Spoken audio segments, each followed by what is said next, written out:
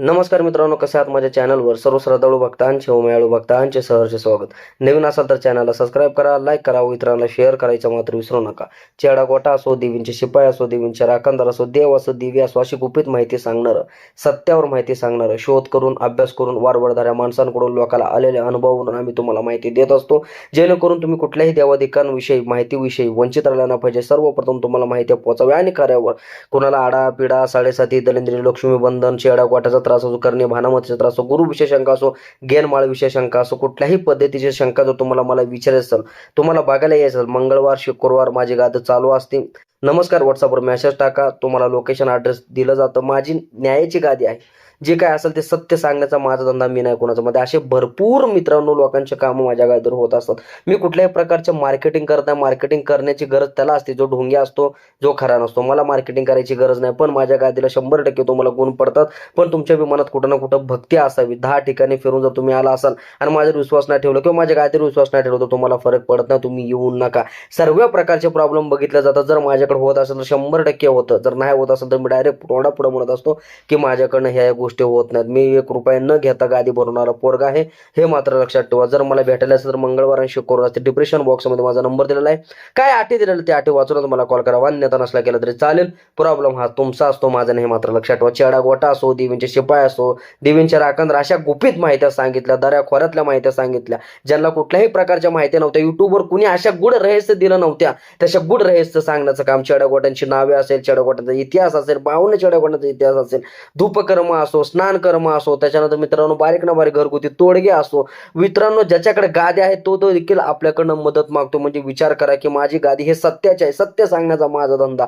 मी नाही कोणाचा मध्ये कायकांचे वारे बांधले असतील, कोणाचं काय केलं असेल तर अशा आपल्या गादीवर संपूर्णपणे रिझल्ट पडतो. मी मार्केटिंग करत नाही की माझ्याकडे एवढे लोक आले आणि तेवढे लोक आले. मार्केटिंग करायची गरज त्याला असते, त्याला पैसा कमवायचा असतो. मला देवीच्या नावाखाली किंवा मित्रांनो काळूबाईच्या नावाखाली डाग लावायचा नाही. दुसरे सोनं घालतात, दुसरं भेस घेतात, मला याच्याशी लेणं देणं नाही. चला तर आजचा टॉपिक असणार आहे मित्रांनो की कुठल्याही देवीला जर तुम्ही नवस केला असेल तर नवस तुम्ही फेडलाच नसेल. आजोबाचा नवस असेल, आजीचा नवस असेल, वडिलांचा नवस असेल, तुम्ही कुठल्याही देवादेकांचा नवसच फेडला नाही. समजा तुमचा एक व्यक्ती कोणतरी पहिला ऑलरेडी दवाखान्यात होता आणि दवाखान्यात तुम्ही देवापासून नवस मागितला, माझा लवकर हा उद्या याचा ऑपरेशन टळू दे.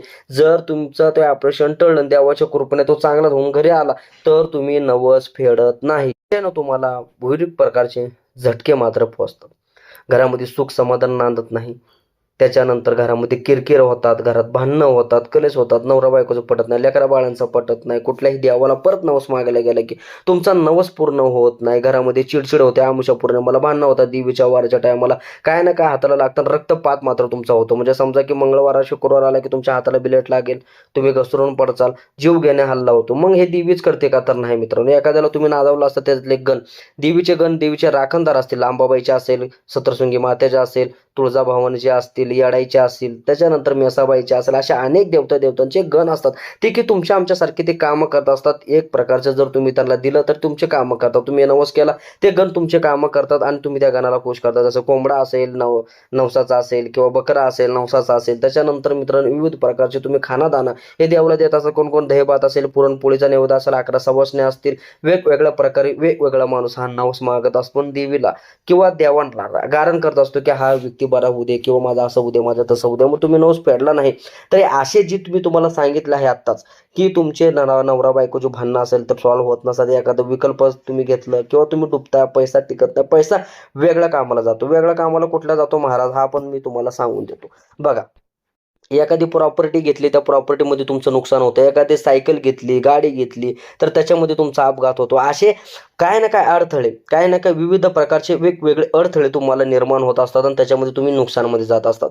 मग तुम्ही नवस नाही पेडल्यानंतर बघा, एकतरी नवरा बायकोचं पटत नाही, लेकरा बाळांचं पटत नाही, लेकरा बाळांना यश येत नाही, कुठं पुढे जाऊन देत नाही. बघा, कोण ना कोण तुमच्या आशेवर बसलेलं असतं.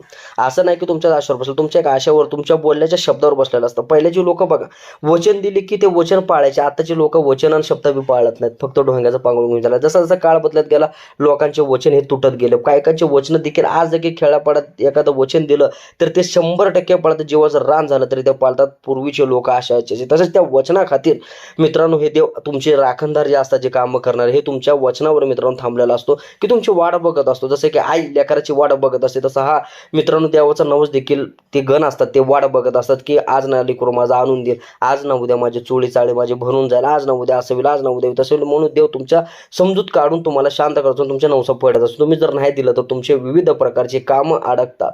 लेकरा बाळाला यश येत नाही, लेकरू बाळ तुमचं ऐकत नाही, अपघात होतात, सायकल बदलते. त्याच्यानंतर मित्रांनो अपघात होऊन जर तुम्ही एखादा बंगला घेतला, गाडी घेतली, विनाकारण कर्ज होणे, विनाकारण भांडणं होणे, विनाकारण कुठं ना कुठं ताप येणे, विनाकारण दवाखान्यात पैसा जाणे, हे देखील नवसापोटी असू शकतं. काय काय माणसाला आजार नव्हता आजार होऊन जातं. काय काय माणसाला शुगर सांगितलेली असते, विनाकारण शुगर निघते. ज्या टायमाला देवाचा नवस फेडलेला आहे त्या टायमाला शुगर नॉर्मल येते, कारण त्या रिपोर्टमध्ये चुका देखील निघतात. असं देखील मी मित्रांनो चमत्कार बघितलेले 100% आहेत, हे मात्र लक्षात ठेवा. मी अंधश्रद्धा पसरत नाही, मी श्रद्धावरच खेळणारा, श्रद्धावरच बोलणारा पोरगा, हे मात्र लक्षात ठेवा. गावच्या म्हसोबाला नवस केला असेल, गावच्या काळ भैरवनाथाला नवस केला असेल, कुठल्या ना कुठल्या देवाला नवस केला असेल, मस्कोबाला नवस केला असेल, महतोबाला नवस केला असेल, अशा कुठील अनेक प्रकारच्या देवाला जर तुम्ही नवस केला असेल ते नवस फेडावा लागतो मित्रांनो. जर नाही फेडला तर ते ताप तुम्हाला होतो, कुठल्याही कार्यदेश नाही. पण कुठल्याही बुवा बाबाकडे गेले की बुवा बाबा हाच म्हणतो तुम्हाला करणीच केलेले आहे, तुमचं लक्ष्मी बंधनच केलेलं आहे, तुम्हाला काढावंच लागन, तुम्हाला 2 पैसे खर्चच करावं लागेल, नाही ना तुमच्या घरात चेडा गोटा सोडलेला आहे,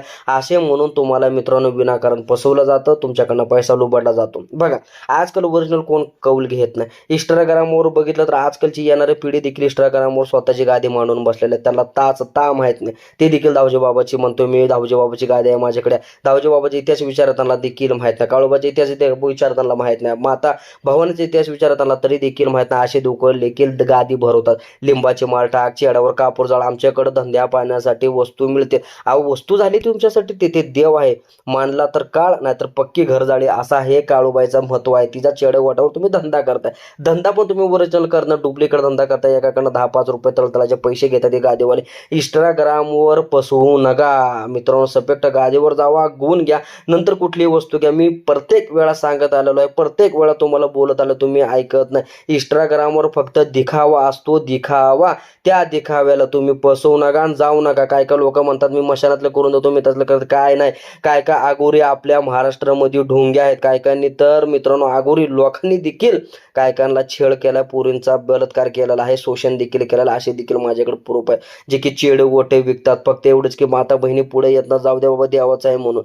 पण त्या नराधरामांना कधी ना कधी काठीचा आवाज सहन करावा लागतो. आताच मध्येच न्यूज व्हायरल झाली मित्रांनो, कुठला बाबा होता, बायावर शोषण केलं. अशा अनेक बुवा बाबांचे खेळ अंधश्रद्धेकडे करतात, पण श्रद्धेकडे करतात. मी असा पोरगा आहे मित्रांनो, मी सत्य सांगत असतो. जे अंधश्रद्धा आहे ते अंधश्रद्धा, श्रद्धा आहे ते श्रद्धा, असा म्हणणारा मी हा मुलगा एकमेव शोध असते. तुझं प्रथम पहिलं चॅनल आहे जे की तुम्हाला बाहेर काढत असताना तुमची कामं मार्गी लावत असते बिना अंधश्रद्धा. जे श्रद्धा आहे श्रद्धा, जे अंधश्रद्धा आहे ते श्रद्धा, हे मात्र लक्षात ठेवून सांगण्याचा हेतू जेवढा आहे की दिखाव्याला जाऊ नका. इंस्टाग्रामवर दिखावा भरपूर आहे. महाकालीची गादी मला त्याला नादी माहित नाही. आगुरी लोकांची नादी असते, आखाडा असतो. त्याच्यानंतर मित्रांनो जलवा त्यांना असतो, ते देखील त्यांना नसतं मित्रांनो. काय काय म्हणतात माझ्या 4 पिढीचे आणि माझे 5 पिढीचे. अरे पिढीन बिडी नसते बाबा. तू कुठल्या मित्रांनो आखाड्याचा आहे हे तुम्हाला बाहेरचे लोक विचारतात, तुम्हाला आखाडाच माहित आहे. तुमची पिढीचा आखाडा गेला, तो मरून गेला, संपला विषय, काळ गेला, लोटला. पण तू त्या बाबासारखा हो तुझ्या पिढीचा होऊ शकत नाही.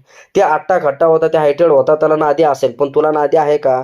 तू त्याच्या जीवावर बोलू शकत नाही. तू त्याच्यासारखं तुला आधी व्हावं लागतं, हे मात्र लक्षात ठेवा. काय काय लोक अशा ढोंग्यांकडे जाऊ नका. माझं म्हणणं आहे, स्पष्ट म्हणणं आहे, जर तुम्ही कुठल्याही देवाला नवस करत असाल आणि तू विसरला असाल तर त्या देवीचा असेल देवाचा भाग बांधा. भाग कसा बांधावा? हिरवं कापड, मंगळवारच्या दिवशी स्नान कर्म करावं, हिरवं कापड घ्यावं, 1 रुपयाचं नाणं मित्रांनो घ्यावं, हळद कुंकू त्याच्यावर टाकावं. देवी तुमची कुळदेवता असेल, कुठले तुम्हाला आठवल ते दिवे असेल, स्वप्न द्यायला सांगायचं, देवीला नाही आलं तर तुम्ही भाग बांधा. 1.25 महिन्यात ह्या देवीचं नाव घेऊन जर तुम्ही भाग बांधला आणि त्या भागाप्रमाणे जर तुमचं व्यवस्थित झालं तर त्या देवीचा नवस 100% तुम्ही फेडा. जर तुम्हाला माहीत असेल की या देवीचा नवस आहे ह्या दिवसा नवस मी फेडला ना तर तुम्ही ते नवस फेडा बुवा बाबाकडे जायच्या अगोदर. बुवा बाबा फक्त लुबडतात. 15,000 रुपये गेले, 20,000 रुपये गेले, झालं त्यांचं पोट भरलं. पण त्या 20 आणि 15,000च्या आतमध्ये 5,000 मध्ये जर तुम्ही देवीचा नवस फेडला असता तर हे पैसे गेले नसते आणि तुम्ही वारा हिंडला नसता. माझं सत्य सांगायचं धंदा आहे. म्हणून म्हणतोय, जर तुम्हाला भाग बांधला, देवाला एक वचन दिलं जातं. पहिल्याची वचनं कडक होती. आज जर तुम्ही भाग बांधला त्याला वचन दिलं झालं म्हणतात. त्याच्यानंतर मित्रांनो, जर तुम्ही स्पष्ट बुवा बाबा असेल, कोणाच्या अंगात येईल तर वारं घ्या बाबा, मला द्यावाचा त्रास तर द्यावाचा. पण ओरिजिनल बुवा बाबा राहिले 99% फक्त करणीच केली, भानामतीच केली, माझं असंच केलंय, तुम्हाला तसंच केलं म्हणून पैसा लुबण्याचे कामं करतात. देवाचं राहतं बाजूला आणि दुसरंच पिढत राहतं. बरोबर आहे. तर असं न करता तुम्ही देवाच्या नावाचा भाग बांधा. भाग बांधल्यानंतर मित्रांनो तुम्हाला गुण पडला तर देवाचं करा. जर तुम्हाला माहीत नसेल तर भाग बांधा. जर तुम्हाला माहीत असेल तर तुम्ही बिंदास देवाचा नवस मंगळवार शुक्रवार बघून, पिराचा रविवार असेल, गुरुवार असेल, शुक्रवार बघून, मोसोबाचा रविवार असेल तर अशा ठिकाणी तुम्ही नवस फेडून घ्या. 100% तुमच्या घरामध्ये किरकिरपणा, शांतता वाटेल, घरा नवरा बायकोची भांडणं होणार, सर्व व्यवस्थित होऊन जाईल देवाच्या नावाने. हे मात्र लक्षात ठेवा. मग अशा बुवा बाबांच्या नादी लागू नका, जेणेकरून तुम्हाला फक्त करणी आणि भारामतीच काढून देतील. सत्य सांगण्याचा माझा धंदा मी नाही कोणाचा म्हणता. आजपर्यंत सत्य सांगत आलेलो, सत्यानंच मी जिंकत असतो. शुक्रवार मंगळवार माझी गादी चालू असतो, बिंदास गादीला आहे. अजून एक सांगतो मित्रांनो, मंगळवार आणि शुक्रवार जर तुम्ही उपवास धरला देवीच्या नावानं तरी त्रास कमी होतो. काही लवंग असतात, ते लवंग जरी देवीच्या नावाखाली गादीपाशी पुरले तरी मित्रांनो तरी देखील तुम्हाला देवा त्रास हा कमी होतो. स्नान कर्म करा, उपकर्म करा, 100% तुम्हाला जड पडतो. देवाचा उपवास पकडा. उपवास असं नाही खाऊन पिऊन पकडू नका. पाण्याच्या घोटावर उपवास पकडा, संध्याकाळी जेवा. उपवास पण काय करायचे लोक स्ट्रिक्ट पकडायचे, आता खाऊन पिऊन उपवास पकडतात. तो शाबू खायचा, अर्धा किलो डझन केळं खायचे, म्हणायचे मी उपवास पकडला. या उपवास नसतात. देवाचा नवस पूर्ण करा, 100% रिझल्ट पडेल. व्हिडिओ आवडल्यास लाईक आणि सबस्क्राईब करा. आणि मंगळवार शुक्रवार उपवास पकडून काय वल्या पडद्यानं जर तुमच्याकडे जोगवा मागायला ताट असेल, देवीचं मित्रांनो परडे असेल तर 100% करा. काय नाही का तुम्हाला सुख आणि समाधान मिळत जातं. जर मला भेटायला जायचं तर मंगळवार शुक्रवार गादी चालू असते. माझा डिस्क्रिप्शन बॉक्समध्ये नंबर काय आठवला त्या आठवड्यामध्ये मला कॉल करा. अन्यथा नसला केला तरी चालेल. कमेंटमध्ये धावजी बाबाच्या नावानं चांगलं, सुरूच्या धावजी पाटला चांगला आहे, राजा उद्या काळूबाईच्या नावानं चांगलं, तुमच्या देवी देवतांना चांगलं उदय लिहायला मात्र विसरू नका. नेक्स्ट टॉपिकवर नक्कीच भेटूया. धन्यवाद व्हिडिओ पाहिल्याबद्दल.